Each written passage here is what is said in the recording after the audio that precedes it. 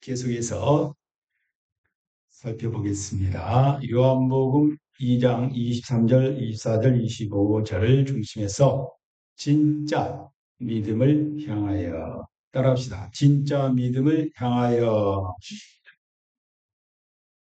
네, 요즘 진짜가 많이 들어가게 됩니다. 네, 진짜 대한민국을 만들겠다. 네, 우리는 진짜 믿음을 가져야 할 줄로 믿습니다. 적당한 믿음도 안 되고, 네, 짝퉁 믿음도 안 되고, 우리는 하나님이 원하시는 진짜 믿음을 가져야 하겠습니다. 겉으로 믿는 것과 속으로 믿는 것이 있어요. 외적 신앙과 내적 신앙으로 나눌 수가 있는데, 외적 신앙은 보이는 것에 근거한 믿음입니다. 감정적이고 일시적인 그런 믿음이라고 볼 수가 있습니다. 어떤 표적과 기적을 의존하면서 믿는 그런 신앙. 이런 신앙은 상황 따라 변합니다. 내적 신앙이 있어요. 보이지 않는 것에 근거한 믿음입니다. 이 믿음은 관계적이고 지속적인 믿음. 하나님의 말씀을 기초하며 어떤 시련 속에서도 흔들리지 않는 그 믿음.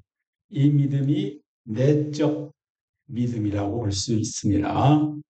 예수님께서 지난 시간에 우리가 살펴봤듯이 예루살렘 성전에 가니까 완전히 거룩한 성전이 장사꾼 소굴로 변화되어서 예수님이 째찍을 드시고 둘러보시고 몰아내시고 그래서 성전을 깨끗하게 했던 그런 내용을 살펴봤습니다.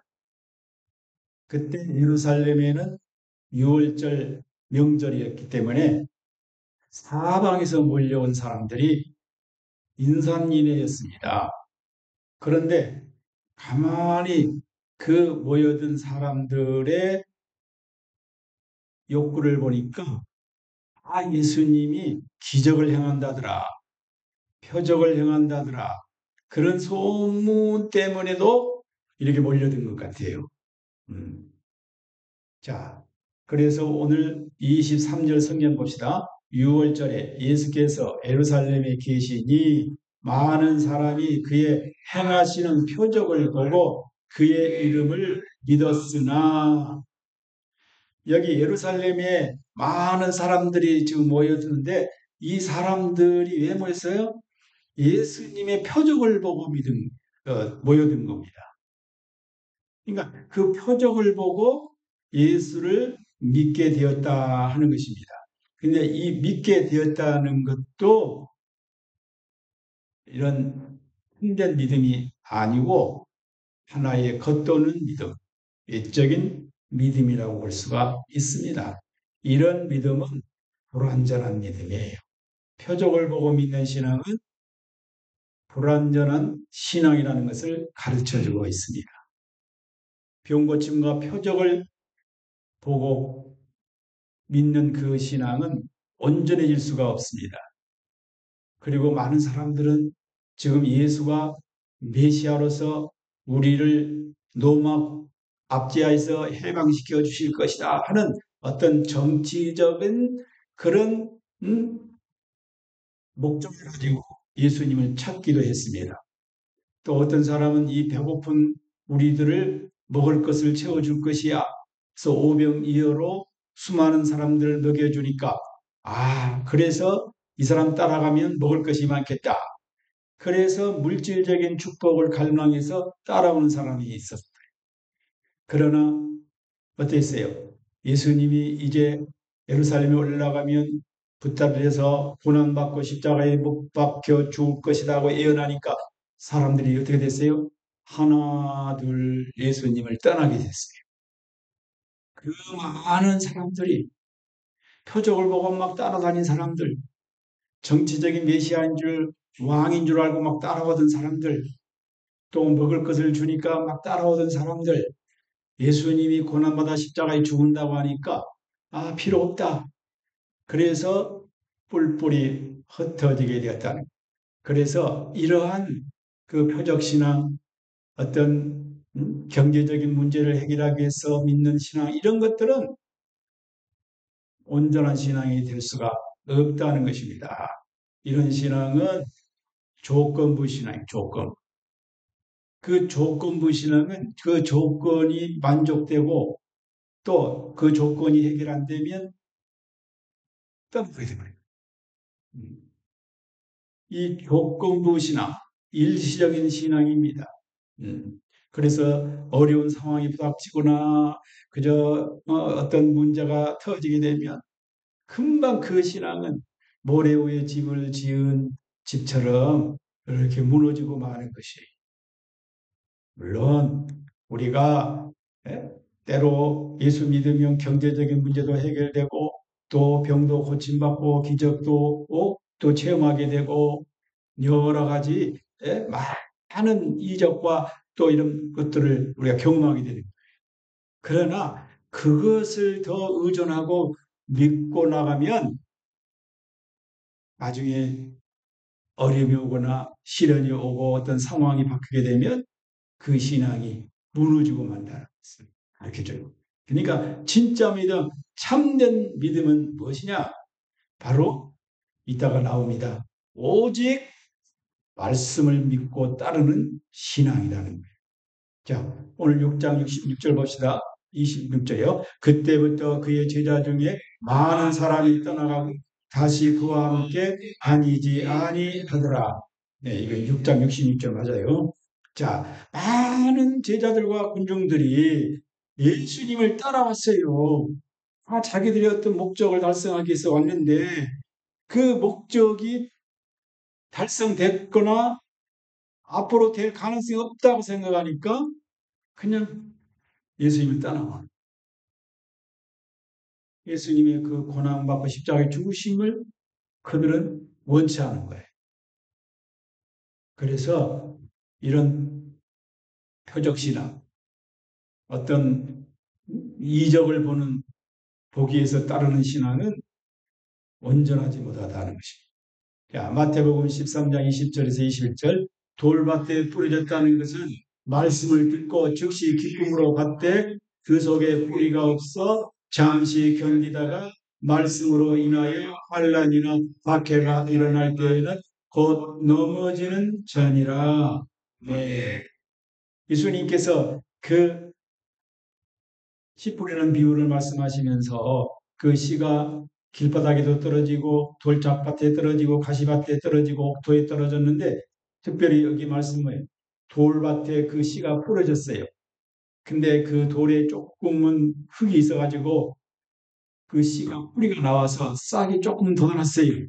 그런데 햇빛이 쨍 머리알 반짝. 그러니까 그 돌밭에 떨어진 그 싹이 시들어버리고 없어져 버려요. 잠깐 싹이 났다가 반짝 뜨거운 햇볕, 환란과 어려움이 오니까 금방 그 신앙이 사라져 버리더라는 거예요. 이게 뭐예요? 어쩌면 일시적인 신앙, 감정적인 신앙이라고 볼 수가 있어요. 소쿠리 신앙 아세요? 소쿠리. 소쿠리는 물에다가 쭉 넣으면 물이 쑥 들어와요.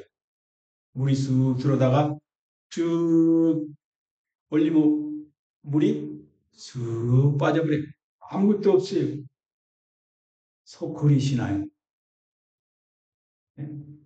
우리가 어쩔 때는 그냥 소쿠리 불에 넣으면 쑥 들어오듯이 막 은혜를 충만히 받아 막 은혜 혼자서 다 그냥 천국까지 그냥 갔다 온 것처럼 그렇게 기뻐하다가 조금 뭐 어려움이 오면 쭉 건져올리면 그냥 어디로 다 가버렸어. 물방울 남지를 않네. 예. 이런 감정적이고 일시적인 신앙은 오래가지를 않습니다. 그렇다고 우리가 감정을 무시하는 건 아니에요. 온전한 신앙은 지적인 부분도 있어야 되고 감정적인 부분도 있어야 되고 의지적인 부분도 있어야 되는 거예요. 음. 항상 지적인 신앙은 머리로만 믿는 신앙 안 돼. 가슴 감정 뜨겁고 또 뭔가 감성에서 뭔가 뭉클하는 것을 느껴야 돼. 또 손도 의지적으로 뭔가 행함으로써 얻어지는 이런 축복도 있고 이래서 이게 온전한 신앙이 되는 것이죠. 그런데 이 머리신 말씀이 없고 이 삶의 어떤 행동도 온전하지 못한 가운데 감정만 뜨거워가지고 막 발산하다가 그 신앙은 식어져 버리고 없어져. 요즘 그런 게 없는데 옛날에는 기도원이 많이 이렇게 우주 성전을 많아가지고 막 성도들이 막 기도원에 가가지고 산기도 한다고 그러고 막 부르짖고 막 주여 부르짖고 막 뭐 야단이요. 그래서 막 은사 받았다고 그러고 방언 받았다고 그러고 그래가지고 그래 교회 오면 막 이 사람들이 나는 막 방언 받았다. 나는 막 뭘 받았다는지 와가지고 자랑하고 그 때로는 그러지 못한 사람들을 비난하고 다른 사람 믿음이 없다고 막 판단하고 그래. 자기들만 안 믿는 거죠. 음. 근데 그러한 신앙을 가졌던 사람들이 정말 교회 뿌리를 내리고 교회에서 충성된 헌신하는 그런 성도가 되었느냐는 맨날 그런 사람만 따라다니고 어디서 뭐 표적 행하더라 어떤 뭘 기적을 행하더라 뭐 귀신 쫓아내더라 병 고치더라 이런 것만 따라다니 어느 기도원 좋다더라 그런 것만 그런 들뜬 그런 마음 속에서 신앙을 가지면 나중에 그 신앙도 오래가지 못해. 항상 말씀에 뿌리를 내려야 돼. 그게 온전한 신앙이에요. 교회에서 온전한 그 말씀을 듣고 그 말씀에 뿌리를 내리고 기도원에 가서 기도도 하고 은사도 받고 막 그래야지 이 하나님의 말씀을 딱 덮어놓고 하늘에서 뭐가 떨어지기만 바라보만 하다가 뭐가 떨어지는 것처럼 보이면 나는 막 경험했다, 나는 체험했다, 나는 눈으로 봤다, 꿈을 꿨다, 환상받다 막 이래가지고 들뜬 신앙만 갖다가 보면 풍선처럼 올라갔다 구멍 하나 나면 풍 터져. 자, 그래서 우리는 감정적인 신앙을 가져서는 온전한 신앙이 못 되는.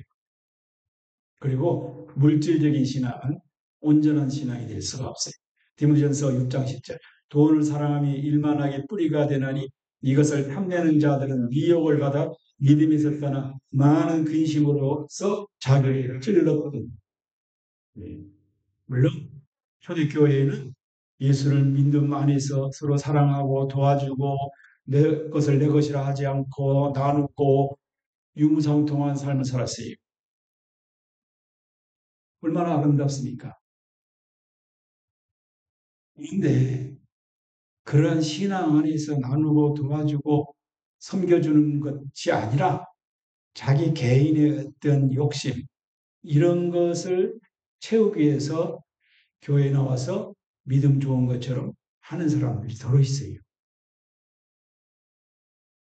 예수를 믿는 신앙보다도 어떤 자기의 개인적인 어떤 욕구 그거가 더 먼저예요. 그래서 그걸 어? 만족시키기 위해서 때로 목사를 이용하고 권사님을 이용하고 장로를 이용하고 직분을 가지고 이용을 해요. 그래 시험이 들어옵니다. 네.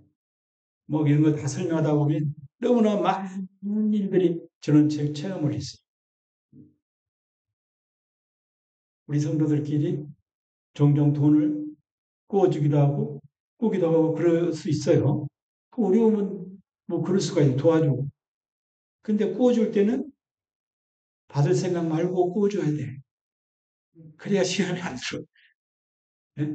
당신 내가 이거 주는데 안 줘도 속으로만 안 줘도 괜찮아. 그런 생각하고 줘야지. 그렇지 않고 너 이자 맞춰 이자까지 해줘 막 그런 욕심으로 막 언제까지 안 해주면 큰일 그러면 나중에 이제 못 갚으면 어떻게 돼? 철저히 원수가 되는 거야. 너 내 돈 꼬갈 때는 막 어쩌고 저쩌고 막 예? 강까지 다 내서 막 죽을까지피 이렇게 해놓고 진짜 날짜가 되면 나 몰라라. 그 어떻게 할 거예요? 교인끼리 돈 때문에 대지게 싸워. 예. 그래서 돈 때문에 교인 멀어지고 어떻게 물어보겠어요? 목사님이 어려워가지고 여러분 집에 찾아가가지고 권사님, 집사님 저 돈 좀 꿔주세요. 그러면 꿔줄랍니까? 안 꿔줄랍니까? 네. 시험 들게 하는 거예요. 네. 절대 꿔주지 마세요. 네. 물론 꾸라고 안 가겠지만 절대 꿔주지 마세요. 왜냐하면 목사도 못 믿을 사람이 될 수도 있어요. 네? 네. 돈이란 것이 항상 있는 게 아니잖아. 없을 수도 있어요. 그래 시험에 빠지는 거야. 꿔주되 받을 생각 말고 꿔줘야 된다 그 말이에요. 그래야 시험에 안 들어. 아, 근데 예? 어떤 그 목적을 가지고 꿔주면 그것 때문에 나중에 이가 상해져가지고 신앙도 멀리하고 교회도 멀리하고. 제가 서울에 있을 때 어느 그 교회에 있을 때 예, 정말 그 부부가 너무 열심히 교회를 봉사하는 이게 사람들이 그 사람을 주목고 저 사람은 어쩌면 저렇게 믿음 좋을까 피아노도 막 그랜드 피아노도 한다 목사님을 위해서 뭐 한다 막 굵직굵직한 막 이런 어? 교회 안에 있는 뭐 기구들을 막 하나님께 헛다본다는 거야. 사람들 볼 때 대단하다. 하여튼 열심히 또 계속 하려고. 근데 이분이 뒤에서는 뭐 했는 줄 아세요? 장로님, 제가 뭔 사업을 하는데 돈이 필요합니다. 꿔주세요. 그럼 장로, 이 사람 참 교회 봉사 열심히 하더만. 지금 뭐 피아노도 하고, 그러니까 믿은 거야. 또 권사님한테 가서 이 사람들이 가서 권사님 안녕하세요. 나 지금 이건 일을 하는데 이것만 잘 되면 그냥 대박입니다. 조금 이 사람 믿음 좋은 사람이 다 알잖아 이제 막 공포를 해놓을 거야 사람. 나중에 이 사람이 그걸 뭐라고 그래요? 밤에 뭐 달아난 거 야망도주 되었어. 야망도주 사nhập 그럼 어떻게 됐겠어요? 목사님 사무실로 사람들이 몰려드는 거예요. 왜? 목사님 돈 내놓으세요. 돈. 아니 뭐 목사님 뭐 응? 돈권 안 끊는데 목사님이 그 사람을 내 돈 꺼내게 했잖아. 너 언제 목사님 그랬잖아. 목사님이 억울하지. 그 사람이 잘 믿은 척하고 막 그렇게 잘하니까 목사님들 뭐 칭찬했겠지. 아, 나는 그때 부목사였고. 근데, 응? 무슨 책임이다 그 말이에요. 응. 안 걸린 사람이 별로 없어. 예, 그렇죠. 믿는, 예, 그 뭐요? 예. 아, 믿는 독에 등 찍혀버렸어요. 저는 그때 부교육자이기 때문에 뭐 나는 돈이 없는 사람이라 구워줄 수가 없었지만 돈이 있는 사람들은 거의 대부분 다 구워줄 수가 있어요. 뭐 대모임에 해가지고 그리 가고 그래가지고 그 사람 한 번 그냥 그런 일 터진 다음에 교회가 아주 시험 많이 들었어요. 교회를 돈을 다 가지는 거예요. 예. 우리가 돈이 필요하고 뭐 일하다 보면 물질이 있어야 돼. 그럼 도와주고 도움 받아야 돼. 그건 사실이에요. 그러나 돈에 욕심이 들어오면 지나친 탐심이 들어오게 되면 나중에 믿음에서 떠난다고 그러지 않고 돈을 사람이 일만하게 뿌리가 되고 이것을 탐내는 자들은 미혹을 받아 믿음에서 떠나 많은 근심으로 자기를 찔렀다. 뭐예요? 스스로 무너진다는 거예요. 여러분 보세요. 자기가 사랑하는 것 때문에 자기가 시험 들고 타락하는 것을 볼 수가 있어요. 돈을 지나치게 사랑하면 돈 때문에 이 사람이 시험 들고 돈 때문에 신앙도 떠나갈 수 있습니다. 오직 예수님 사랑하고 예수님만 의지하고 예수님만 바라보는 신앙을 가져야지 이런 어떤 목적을 가지고 교회에 오고 신앙생활 하다 보면 자기의 목적대로 안 되면 싹 실망하고 낙심하고 나중에 믿음에서 떠나게 돼요. 그래서 예수님은 표적도 좋지만은 표적을 보고 나를 따르지 마라 그 말이에요. 잠언 3장 5절 6절 봅시다. 너는 마음을 다하여 여호와를 신뢰하고 내 명철을 의지하지 말라. 너는 범사의 그를 인정하라. 그리하면 내 길을 지도하시리라. 아멘. 사람도 의지하지 말라. 사람 중심에서 신앙생활하면 그걸 보고 인본주의 신앙이라. 나는 저 김집사 때문에 교회 나와. 물론 저 이 집사님 때문에 내가 전도받아 교회 나올 수도 있고 신앙생활을 할 수가 있어요. 고맙죠. 그런데 수십 년을 믿어도 나는 그 집사님, 그러면 그 집사님이 때로 넘어지고 시험 들면 어떻게 되는 거예요? 자기도 같이 넘어지고 같이 시험 드는 거예요. 그러니까 사람은 믿음의 대상이 될 수가 없어요. 그냥 사랑의 대상이 되고, 네. 그렇게 해야지 하나님처럼 사람을 그렇게 믿어버리면 그 사람 때문에 실망하고 넘어지고 신앙에서 떠나버리는 그런 경우가 얼마나 많이 있는지 모릅니다.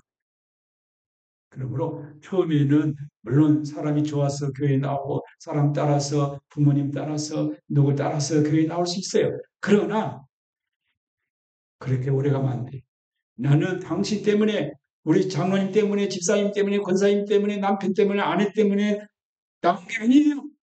나는 예수님을 사랑하기 때문에 예수님을 믿기 때문에 나는 신앙생활 하는 거고 교회에 나가는 것입니다. 이 확실한 고백이 있어야 될 줄 믿습니다. 믿음이 약하면 뭐예요? 집안 식구가 잘 믿는 사람 때문에 그래 나와주고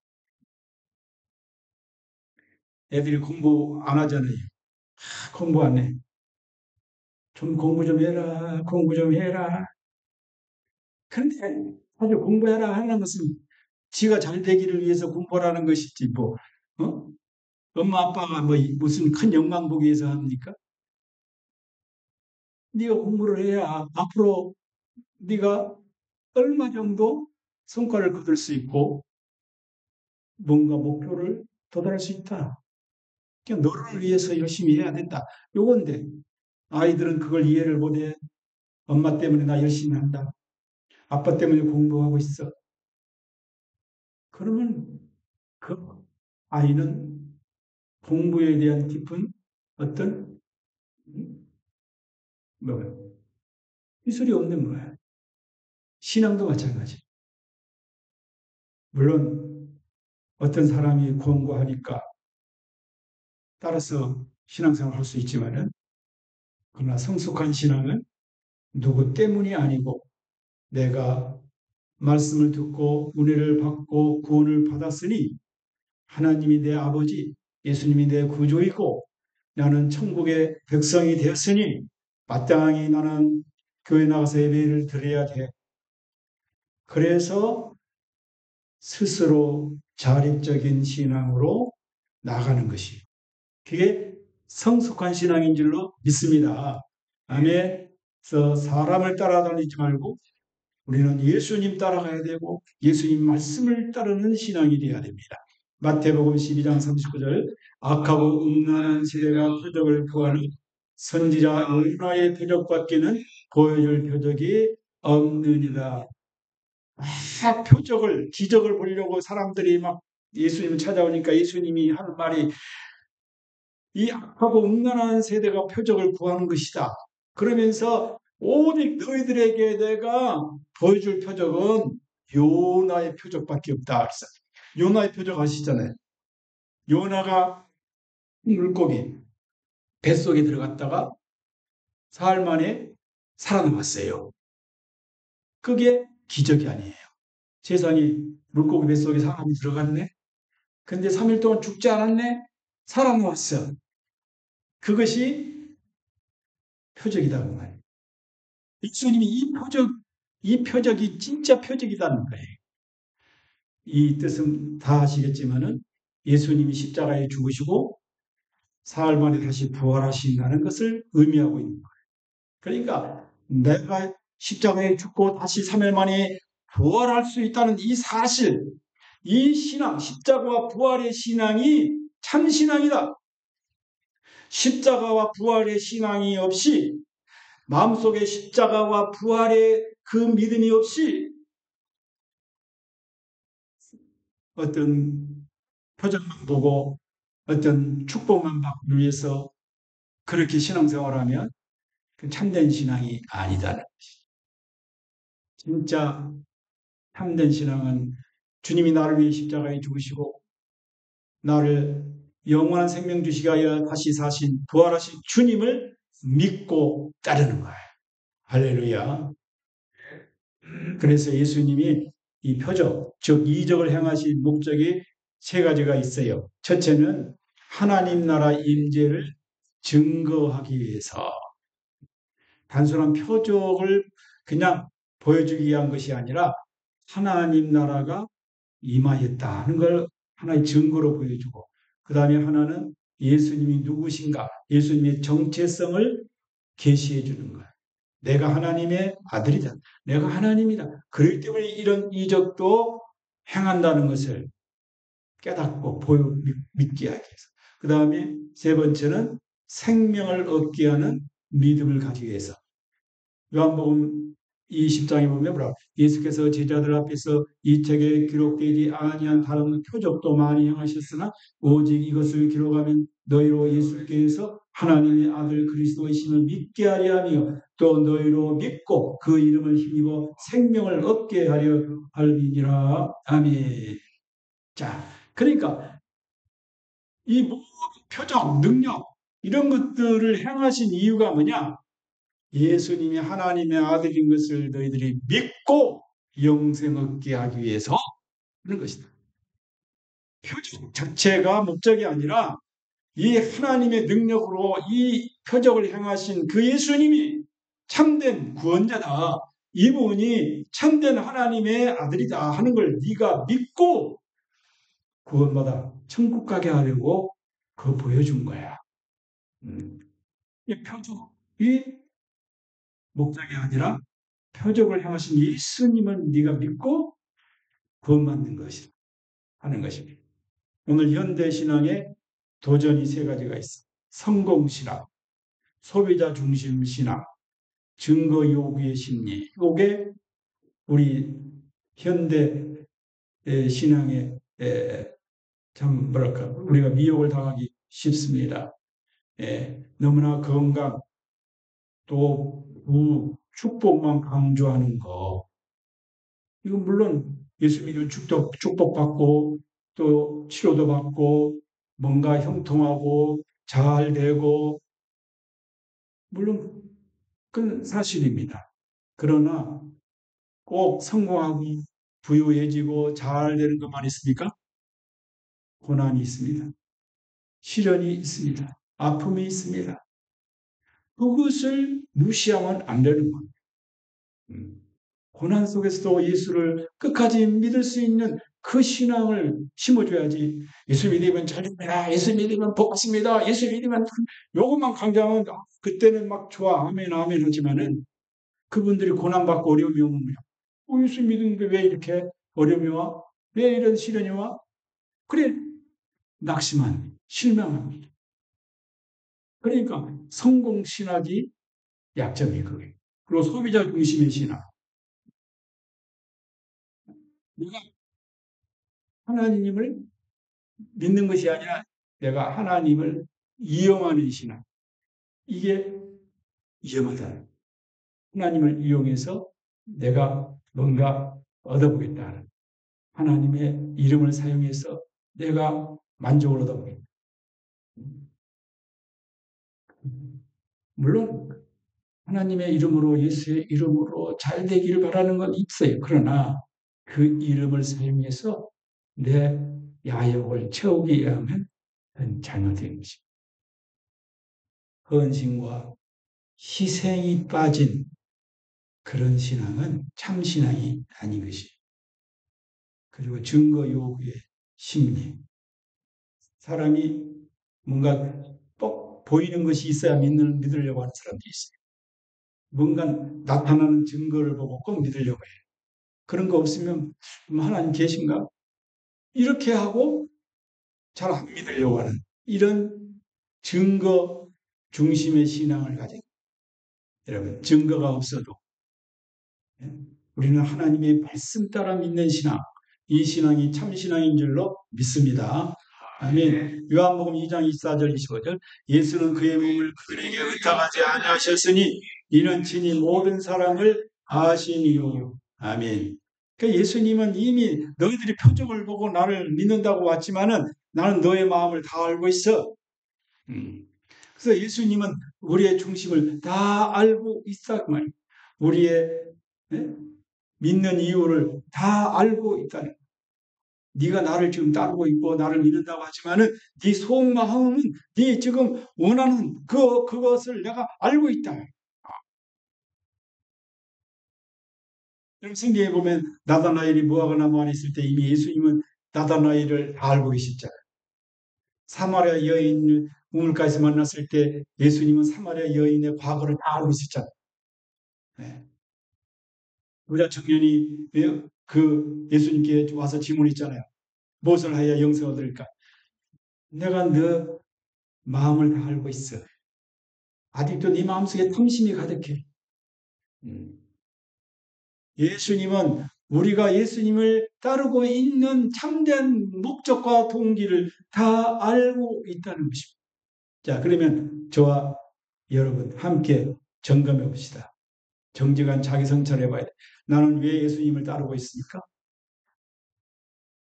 내 신앙의 진짜 동기는 무엇입니까? 순수한 동기를 회복해야 돼요. 이기적인 목적을 버려야 됩니다. 예수님, 예수님 자체를 사랑하는 마음을 키워야 됩니다. 그리고 지속적인 마음을 갱신해야 돼요. 매일 자신의 마음을 점검해 봐야 돼요. 그리고 성령의 도우심으로 동기를 정화시켜 나가야 되는 것입니다. 자, 요한복음 2장 25절. 사람에 대하여 누구의 증언도 필요하지 아니하셨으니 이는 그가 친히 사람의 속에 있는 것을 아셨음이니라. 자, 여기 이제 결론적으로 끝납니다. 진짜 믿음은 관계적 믿음이다. 자, 따라합시다. 진짜 믿음은 관계적 믿음이다. 거래가 아닌 인격적인 신뢰의 뿌리를 둔 관계. 이해가 됩니까? 이거 해주면 나 믿을게요. 이런 거래의 신앙을 갖는 것은 올바른 신앙이 아니에요. 오직 인격적인 신뢰, 오직 예수님만 믿고 신뢰하는 그 뿌리 위에 내 믿음이 세워져야 된다. 그리고 말씀과 기도를 통해 깊이 자라는 믿음, 이 믿음이 진짜 믿음. 말씀과 기도를 통해서 내 신앙의 뿌리를 내리는 것, 이것이 진짜 신앙. 그리고 상황과 감정에 좌우되지 않는 변함없는 신앙. 여러분 금값이 너무 뛰었어요. 왜 금이 좋아요? 금은 세월이 가도 변함이 없어. 홍된 보배 같은 믿음, 금 같은 믿음은 어떤 믿음? 세월이 가도 변함이 없는 믿음. 어떤 상황과 감정에 좌우되지 않고 철저하게 주님만 믿고 따르는 변함없는 그 신앙이 진짜 신앙. 그리고 삶의 모든 영역에서 그리스도를 따르는 헌신이 있습니다. 교회 와서만 믿는 것이 아니라 가정과 사회에서도 예수를 믿고 따르는 그 신앙. 그 신앙이 진짜 신앙이다. 자, 다시 한번 정리를 해봅니다. 자, 인격적이고 관계적인 바른 신앙이란 뭐래요? 하나님의 말씀에 근거한 신앙이다. 그리고 신뢰와 순종이 균형이 잡혀요. 내가 신뢰할 뿐만 아니라 순종하는. 그리고 그분과 늘 지속적인 뭐가 있어요? 대화가 있습니다. 기도가 있는 거예요. 주님과 나와 대화가 끊어지면 참 믿음이 아니에요. 그 연결되어 있어요.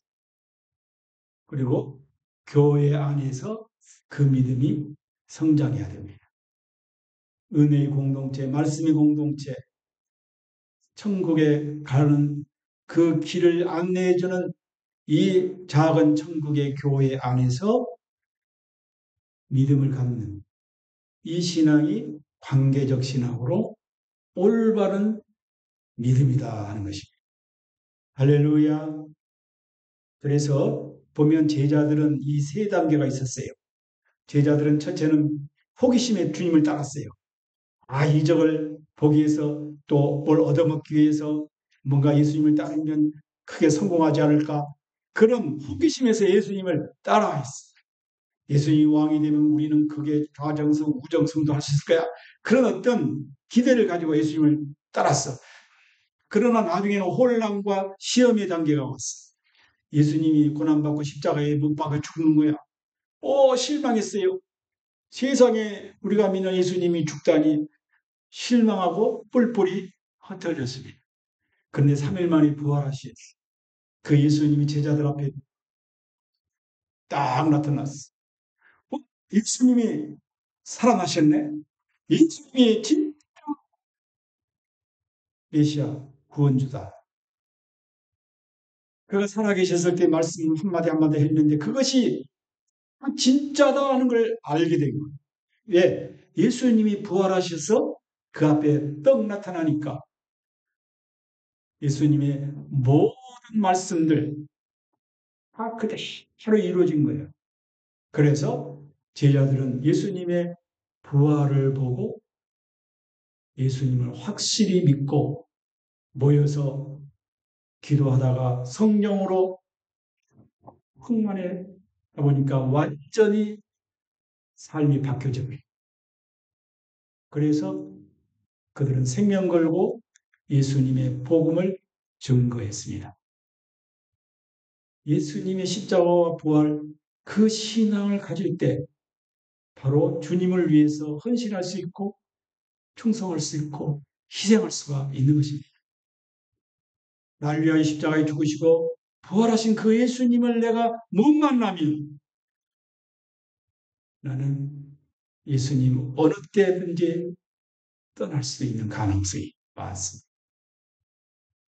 진정한 믿음은 말씀의 뿌리를 내리고 시련 속에서 경고하여 주며 희생적인 섬김으로 나타나게 됩니다. 그리고 공동체 안에서 나 홀로 믿는 게 아니라 공동체 안에서 함께 예배하고 기도하고 함께 격려하는 가운데서 내 믿음이 자라게 되는 것입니다. 믿음은 바라는 것들의 실상이요 보이지 않는 것들의 증거니. 그렇습니다. 어떤 보이는 것만 따라가는 표적 신앙이 돼서는 안 돼요. 때는 꿈으로도 볼 수가 있고 무슨 환상으로도 볼 수가 있지만은 그거 없어도 우리 눈에 보이지 않고 손에 잡히는 것이 없어도 나는 하나님의 말씀만 믿고 따릅니다. 그 신앙이 진정한 신앙. 네가 믿음이 있어서 여기서 산을 옮길 수 있도록 있는 능력을 행할 수 있어도 사랑이 없으면 아무것도 아니다. 이 말은 뭐예요? 믿음 속에는 헌신이 있고 희생이 있고 충성이 있고 그 안에 예수님의 십자가가 있는 거예요. 그것이 진짜 믿음인 거예요. 믿는다고 하면서도 그 안에 헌신도 없고 뜨거운 사랑도 없고 희생도 없고 나눔도 없고 이런 삶은 잘못된 신앙. 우리 결단의 기도 같이 하겠습니다. 주님, 제 마음의 중심을 아시는 주님, 겉으로는 믿는 것처럼 살아왔지만 때로는 주님보다 세상의 유익을 더 따랐음을 부려보며 기적을 보고 믿는 것이 아니라 예수님의 십자가와 부활을 통해 진짜 믿음, 인격적인 관계 속에서 자라나는 믿음을 갖게 하소서. 저의 신앙이 감동이 아닌 헌신이 되게 하시고 말이 아닌 삶으로 주님을 따르게 하소서. 다시 오실 예수 그리스도의 이름으로 기도합니다. 아멘.